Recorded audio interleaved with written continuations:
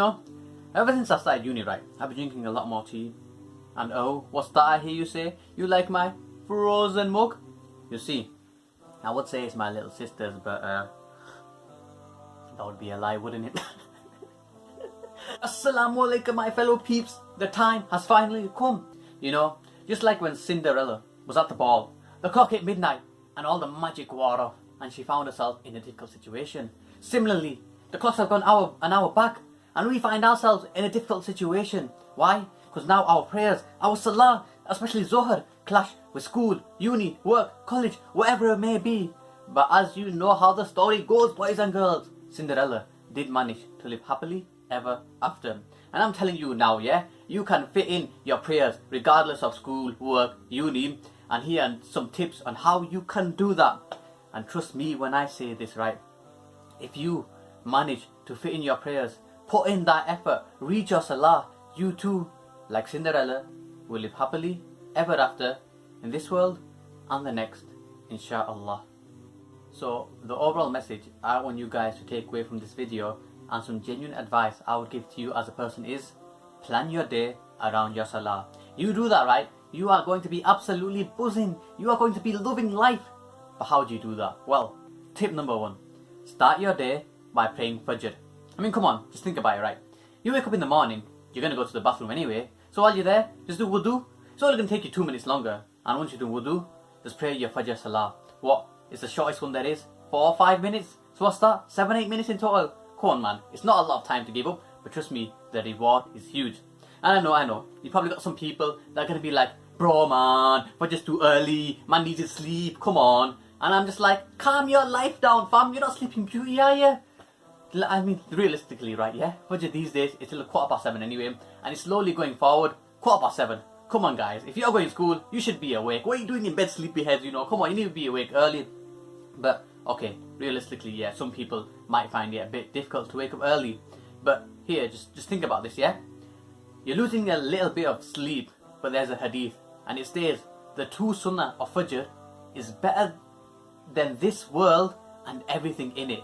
So just imagine how much of a huge reward that is for praying Fajr. Come on, giving up a few minutes of sleep for a huge reward. Come on, you do not want to miss out. So therefore, start your day by praying Fajr, inshallah. And you know, here's a point I want you guys to remember, yeah? Islam doesn't actually make your life difficult, but it makes it a lot, and I mean a lot more easier. And come on, think about it. So, you wake up early, you pray Fajr, you're up early now, aren't you? So you've got some time. So you can be productive, can't you? You've got some work to do it. Got some revision to do it. And trust me, that is going to be helping you out a lot. Why? Because you woke up and you read your Fajr. I mean, okay, worst case scenario, you missed your Fajr. You just give up? No, you don't give up, fam. As you know, that's you don't need me to pull out my John Cena merch again to show you. But yeah, we don't give up. When you wake up, just do qaza. Qaza basically means making up for a missed prayer. So wake up, do wudu, and just pray the Fajr qaza that you have missed. But you just need to be careful because there's a 20-minute time period after sunrise where it's actually haram to do sajda. Other than that, when you wake up, do wudu and read Fajr. Do not give up. And this actually links to my second point, and the tip I'm going to give you is do wudu every day before leaving the house. Because if you've already done wudu when you leave the house, when it comes to Zohar, if you're at work, college, uni or school, then you don't need to worry about doing wudu again. You can just read your salah when the time comes, and that's going to make things a lot easier. So yeah, do wudu and pray Fajr before leaving the house, inshallah. Next tip, find out where the prayer space is in your work, college, school, uni. And to be honest, many places have one. You just need to know where it is. And once you find out, start using it, inshallah, and spread the word, of course. But say for example, if your school doesn't have one, well, you don't need to worry about it, because just ask someone. You can ask your head teacher, or maybe just a teacher you feel comfortable talking to, and you shouldn't worry, because from my experience, most teachers are actually happy for you to practice your faith, even if they may not be religious themselves. And if you are a bit shy to ask, just bring a friend with you, and inshallah everything will be fine. And to be honest, any place is fine, whether it is a separate room or just a teacher's classroom, as long as you're reading your salah, that's the main thing. And to be honest, Alhamdulillah, we did manage to get a separate room to pray, but before we did, for like 2-3 years, we were actually using a teacher's classroom, a separate classroom for boys and a separate classroom for girls. So who knows, once you start using it, you know, and get into the habit of using one, they might give you your own room. So stick to it, inshallah. And say, you know, here's a sad thing. Say if your school doesn't let you practice it, well, you might need to up your game a bit. I know, just like get your parents to call in, because at the end of the day, it is a religious obligation for you to do so, to pray your salah. So just get your parents to call, and inshallah things will work out. And you know, actually, when we were doing it, we got a petition, we got students to sign it saying they want a prayer room, they want to use a prayer room, and we spoke to some teachers asking if we could use their classrooms, and we took it to the head teacher, and he was happy for it, and it all went through, alhamdulillah. So just put the effort in, guys, inshallah. So now we've got the issue of wudu at school. This is what I said early on. The easiest thing would be to do wudu at home and come to school with wudu. But let's be honest, sometimes you get that gassy feeling in your stomach, and all of a sudden, boom, that's it, your wudu is gone. So what do we do? Well, like the prayer room issue, just simply ask your teachers if there's a place that you can use to do wudu. Alhamdulillah, we are lucky. You got to use the PE changing rooms. But say for example, you're not allowed to use them facilities, you go to plan B. What is plan B? Yep, you know it. The boys and girls toilets. And obviously boys using boys toilets, girls using girls toilets. I don't even know what I'm saying. That's pretty obvious. That's just me being stupid. But yeah, use the toilets. And now at this point, you probably got some people thinking, bro, that's going to be a bit embarrassing, you know, you're going to have other people in there, you might even have some non-Muslims in there, and you might feel a bit uncomfortable because they don't know what you're doing. And let me just say, you should never feel embarrassed to practice your faith. And yeah, it might be a little hard, but just remember, the harder something is, the more reward you're going to get, inshallah. So don't worry about how hard it is, just go through with it, inshallah. And I actually read some advice online where it actually said, so if you're doing wuzu, because obviously now you might get a few people looking at you thinking what they're doing, but you could actually use that as a form of dawah to let people know about Islam, let them know about our religion, and actually for that you're also getting rewarded. So it's a win-win. So yeah, alhamdulillah, you can use the toilets, but you know, you've got the issue of you know, istanja, because let's be honest, there's no lota in the school toilets. So you know, what do we use? Carry with you a magical water bottle. Well, it's not a magical water bottle, just like carry a bottle with you that you can use for istanja, and that's what we did, and it makes things a lot easier. And say if you don't have a bottle, well then, you know, our school, they used to give out free cups at lunch, so we used to get a cup, and even if there's no cup, you can always use a wet piece of tissue. I mean, there's so many options for you to go about with it, so you know, no excuse really. It's actually blessings how easy it is and how many options we have. So bottle, wet tissue, cup, whatever it may be, but just be a little careful. I mean, you sometimes have that situation where someone used to be like, bro, I'm thirsty, you got some water I could drink, and you know in your head you use this bottle and you know what you used it for, and as funny as it would be to give that person a bottle of water to drink, don't do it. I'm telling you, do not do it. Yeah, use it for the sole purpose of istanja. Do you get me? Yeah. So yeah, no sin about with that. And look, alhamdulillah, if you've been able to use your PE changing rooms, being able to use the toilets to do wudu, well, you're being able to use these facilities. So if you make a mess of water, just once you're done, just clean up that water, just so that way it's not going to cause problems for other students, for teachers, and everyone's going to be getting along fine. So alhamdulillah. Yep, there's also the issue, you know, if you want to make things easy for you, and this is a life hack, this is a sick life hack, I am telling you. Yeah, you ever heard of these leather socks? Well, basically, get them. It makes things a lot easier, inshallah. So here's how it works. You do wudu in the morning, and once you do wudu, you put on these leather socks. Now, say for example, you broke your wudu. Well, for 24 hours, or 72 hours if you're a traveler, when you're doing wudu, you don't have to wash your feet again. Simply, all you have to do is, when it comes to washing your feet in wudu, get 3 fingers from the bottom all the way to the top. So basically, say if that was your foot, yeah, from the bottom all the way top, 3 fingers, that's it. Wet 3 fingers all the way from the bottom of your foot to the top, or where the leather socks go. Then that's all you need to do to wash your feet, and that's it. Your feet are done. So you don't need to worry about lifting your feet, putting it into your sink, and it just makes things a lot easier when it comes to doing wudu at school. So yeah, alhamdulillah, leather socks, guys, real good investment, real life hack. Oh, and say for example, right, you're doing wudu in the toilet, and a fellow Muslim comes in, you know, just casually, you know, taking care of the toilet business. But they see you doing wudu, and they might not know that there's a place where you can pray in school or do wudu. And when they see you, they might think, MashaAllah, and you might actually inspire them to actually start praying in school as well. And so now you're going to be rewarded because of you. They're also coming to school and they're also praying as well. So Alhamdulillah, there's so many blessings of it, guys. Just go for it. Don't be afraid to do it, inshallah. And oh yeah, Alhamdulillah, you've got a place to pray. But what do you pray on? I mean, obvious choice would be, you know, get yourself a prayer mat, and you know, Alhamdulillah, it's fine. But the problem is that it is a bit big and it can be difficult to fit it into your school bag. So you can get one of these travel prayer mats. Got these from Freshers Week from the Islamic Society stall. So yeah, Alhamdulillah, shout out to you, to Islamic Society. It's actually really easy, fits into your bag easily and makes praying a lot easier.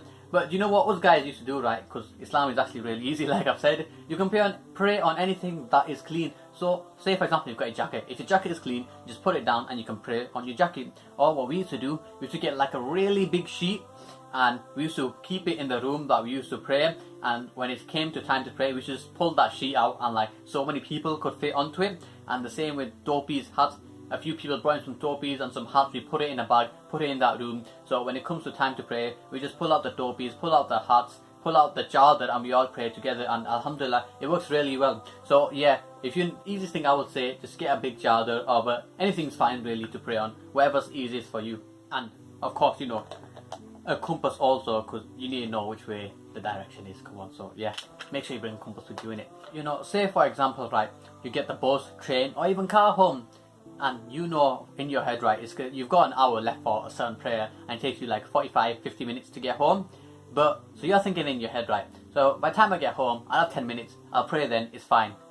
Do not risk it, because see, the thing is, right, on the road there might be an accident, there might be traffic, you might even miss your bus. So if that happens, you're going to get home late and you're going to miss your prayer. So what do? Plan ahead. If the prayer time has started while you're still at college, uni or school or work, just pray the salah and then take the bus home. So that way you're not missing it. And by planning ahead, it's actually going to help you a lot. Not in just like prayers in general, but life in general. So always plan ahead, think ahead. So next tip is plan when you are going to pray your salah. I mean, if you're in school, it's easy because you've got your lunch and you're going to need to pray in your lunch break. And now, I'm not saying miss your lunch because obviously you need to eat, but manage your time. So you've got enough time to eat and to pray, and you can do it. You can fit it in, inshallah. And obviously, if it makes things easier, bring a packed lunch. I don't know, whatever's easiest for you. But it gets a little more tricky when you're in college, sixth form or uni, because your timetable is a bit all over the place. So what you do is, right, you look at the prayer timetable. Look at when Zohar starts, look at when it ends, look at when Asr starts, look at when it ends, and same for Maghrib as well, depending on how late you finish. And match it with your timetable. Look at the times when you have a lesson, when you have a lecture, what time it starts, what time it finishes, and anywhere you find yourself a gap, go and pray. Like, do not waste time, just go and pray, and inshallah you'll manage to fit it in. And say for example, if you have got a busy day, and like you're going to need to put a lot more effort in, but it's worth it, trust me. And I had to do this once, but I came to uni, got an earlier bus, came to uni a bit early, so I could pray before I had the lecture. So that way, when the lecture finishes, I had a busy day, I had to do other stuff. So I came to uni early, make sure I fit my prayers in, because that's the main thing you need to do, always fit your prayers in. So this is what I was saying earlier at the start of the video. Plan your day around your salah. You do that, like I said, you're going to be buzzing. So yeah, inshallah, it will work out. And say for example, if you get breaks in between your lessons or lectures because it's a really long lesson or something, in your first break, what you could do is go do wuzu in your first break. In your second break, go pray your salah. So that way, you're still managing to be productive and you're still managing to fit your prayers in. Literally, anything that will help you to do it, just go for it, man. Just do it, inshallah. And also guys, don't use prayers as an excuse to be late to lesson. We used to have teachers come up to us and say that these people are late to lesson. And why? Because they would say they were praying. But I mean, honestly, there's no reason to be late. If you manage your time, you can actually pray and be on time for lesson. I mean, that's what us guys used to do.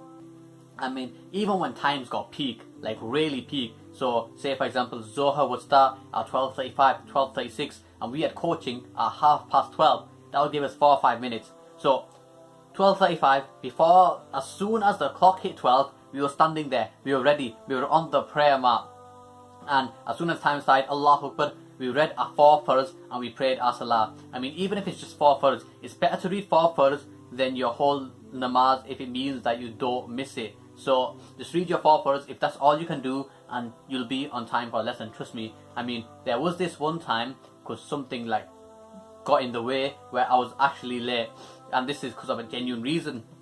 But even though I was late, I got to the place where I need to be, and the teacher, they gave me a late code. But the rest of the class, they had my back, and these guys were even all Muslim. They were like, you can't, sir, you can't give him a code, you cannot give him a late mark, he was praying. So what he did, he crossed out that late mark. So I'm telling you now, things will work out for the best, inshallah. As long as you manage your time, you have good intentions, do not waste time. There's no reason to be late for a lesson and not pray your salah. I mean, there were a few times that we were actually running, but you know, it is manageable, it's doable. So yeah, you can do it, inshallah, just as long as you don't waste time and just get on with it. And this point is specific to, say, the older years, 10, 11, 6 for maybe as well. Because when it comes to December time, right, you're going to have your mocks as well. And while you've got your mocks going on, you're still going to be needing to pray your Zohar during your lunch. But does that mean you miss your Zohar so you can revise for your mocks? No, it doesn't. Like I said before, it's all about time management. You manage your time, you can actually revise effectively, revise before, so you're not leaving it last minute. That way, you can actually pray your salah and be ready for your mocks, for your test. Because some people, what they used to say, they used to be like, oh, I've got a mock today, so I can't pray. But it's all comes down to managing your time and how you go about it. Because if you manage your time effectively, like I said, you can do both. You can actually fit everything in. It's all down to you and the amount of how determined you are and how much effort you're willing to put in. And the more effort you put in, the more rewarded you're going to be this world and the next. And just like, trust me, it's huge amount of reward, bro. Alhamdulillah. And also, spread the word, inshallah, because you want as many people to be benefiting and from getting reward, inshallah. So what we did, we went into assemblies, so we told the other years, we told teachers to let other students know. We even made a poster. It was actually made by Daud Naveed, you sick guy, yeah. And we put it outside the RE classroom with the teacher's permission, of course. So, and you know, if you think about it, it's all a form of dawah. You're getting more reward, and if people act on it, you're getting rewarded too. Because if someone does a good deed because of you, you're also getting rewarded for that. So just think. So say for example, you told this person, that person told that person told that person. It's all going to be coming back to you, isn't it? It's actually a huge reward, and alhamdulillah, such a blessing. And say for example, if you manage to actually start a prayer room in your school, like, just think about how much reward you are going to be getting if you and your friends got together. So if it's there for years and all the people that are using to pray, alhamdulillah, bro, that is such a huge amount of reward. You won't even be realizing how much of a reward you're getting. So trust me, there's absolutely nothing to lose and so much to gain, alhamdulillah, bro. And here's a serious point: behavior. Do not use the prayer space and the prayer facilities to mess about. Don't use the space to just go on your phone, because at the end of the day, right, you're lucky enough that alhamdulillah you've got this place to pray. So use the place properly. Do not leave it in a mess. If you're moving tables around to pray, make sure you put the tables and chairs back. If you made a mess doing wuzu because of water, clean up that water. I mean, as Muslims, we have a responsibility that if we're being able to allow to use these facilities, we should put it back to how we found it. And I mean, if there is someone messing about, don't be afraid to tell them off, but obviously do it in a nice way. So, because that way, if people are messing about because of you, if you're messing about, then the teachers might not let others pray. They might stop people from praying, and that's actually going to affect so many people. And imagine how many people might end up missing their prayers because of you, of your bad behavior. So just please, inshallah, do not mess about, because you're taking it, you're spoiling it for everybody else. So just behave, you guys, please, inshallah. And if you're messing about, you're not only giving yourself a bad image, sometimes it goes to the point where you're also giving Islam a bad image, and that's like not something you want to do, especially this day and age with everything going on. So that's why it's actually really important that you behave yourself, guys. And also, if you're going to pray, don't keep the reward to yourself. Bring your boys down as well. I mean, come on, just be like, come on lads, what are we really going to do at lunch? Come on down, let's go all pray together, let's get rewarded together. And you know, praying together, alhamdulillah, it's an amazing feeling. So yeah, bring everybody down, inshallah. And yeah, you should try to bring people along with you, but if they don't come along with you, then don't miss it because they're not reading it. You just carry on, you still read your prayers, encourage them, but at the end of the day, it's their decision. So Alhamdulillah, you've tried, but don't miss your prayers because you're waiting for them also. Encourage them, help them, but you do your thing, inshallah. And of course, make dua that Allah gives you strength, Allah gives you sabr and patience, so you can get through this time where you need to pray in school. And inshallah, you'll get through it. And trust me, if you manage to do it, it's actually such an amazing feeling. Like, you can't even describe it. Like, when people pray at lunch, they be saying, bro, you feel so much refreshed, you feel so much better, and it actually just makes things a lot more easier. You be more awake, you be more up for stuff, you're more awake in lessons, and it just makes life easy for you in general. So trust me, it's just do it, man. It's like, I'm stuttering now because it's like one of those things you can't explain. You're just going to have to do it to find out, man. Like, seriously, just go for it, inshallah.